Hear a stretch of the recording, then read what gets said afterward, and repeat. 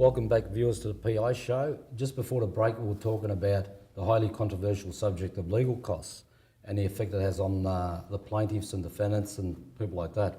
Harry, we're going to talk about that famous case of Calderbank. Yeah, it was Mr. and Mrs. Calderbank in 1975 in England, and it was a matrimonial case, and the wife made a reasonable offer to settle the case. Husband rejected it, and the husband got less than what the wife offered. And the wife said, look, I want legal costs from the date I made the offer until the verdict. And the Court of Appeal said, yes, you should get your legal costs from the date you made the offer. And the offer was made by way of letter, and she relied on the letter, which she didn't rely on. The letter was a without prejudice letter. She couldn't rely on the letter, but she relied on an affidavit in the proceeding.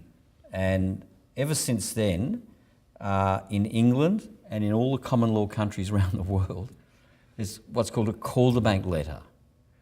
And it seems to me, introduce an element of flexibility into how offers are put, at what stage offers are put, how much time people have to consider offers. Well, the important thing about Calderbank, Harry, is that a defendant could have done something wrong and a plaintiff seeks recourse, and the defendant makes a reasonable offer or considers it to be a reasonable offer, and the plaintiff just wants to have his day in court.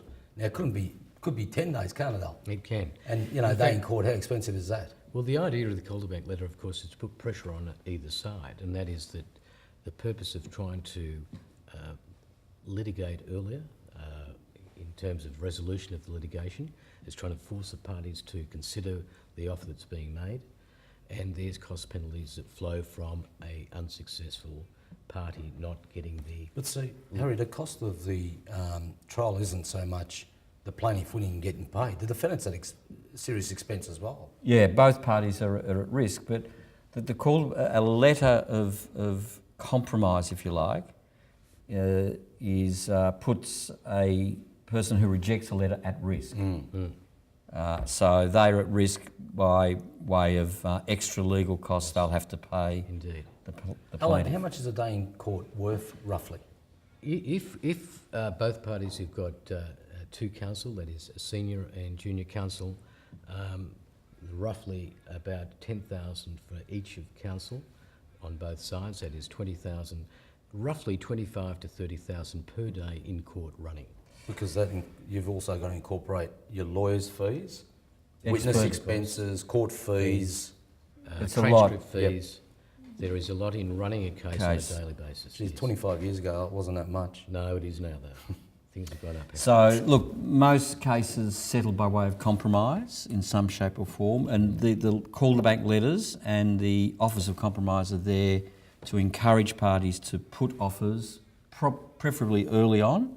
Indeed. But it's the advice of lawyers about when offers should be put, how they should be put, and there's a skill, I think, in putting offers and presenting offers. With the Calderbank letter, the key to it is you've got to put enough on the table for the defendant to be able to, for the other party to be able to consider it and make a reasoned judgment about whether to take it or not. Yeah. So, you can't just say, I'm offering you 10,000 and that's it.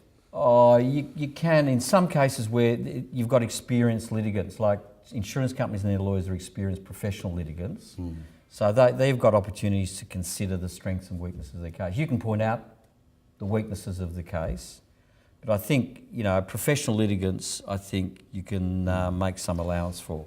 But you've still got to have clarity, Harry, because it depends on the subjective view of each individual judge in every case. I agree. As to whether you get costs. Well, whether you get indemnity costs. Yes. So, Alan, what are indemnity costs? Indemnity costs are, let's assume that a Calderbank letter has been provided by the plaintiff who indicates that they would accept a figure and they are successful beyond that figure.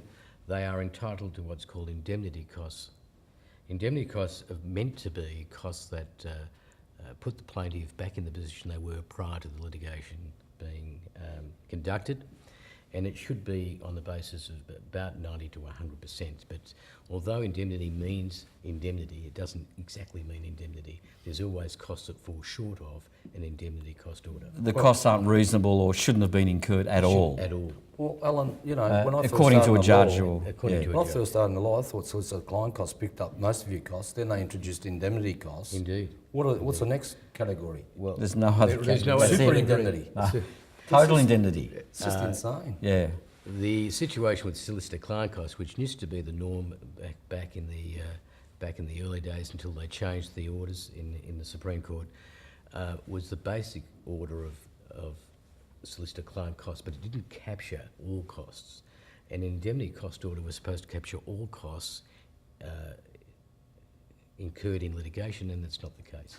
Most of the litigation these days seems to be in workers' compensation, Harry, accident compensation. Oh, A lot of we it- see that's our And that's what we insurance law. see. Yeah, insurance You know, law. And the thing is, I think the plaintiffs are getting more and more hurt every day with the changes in the costs And the legislation. regime. Yeah. Correct.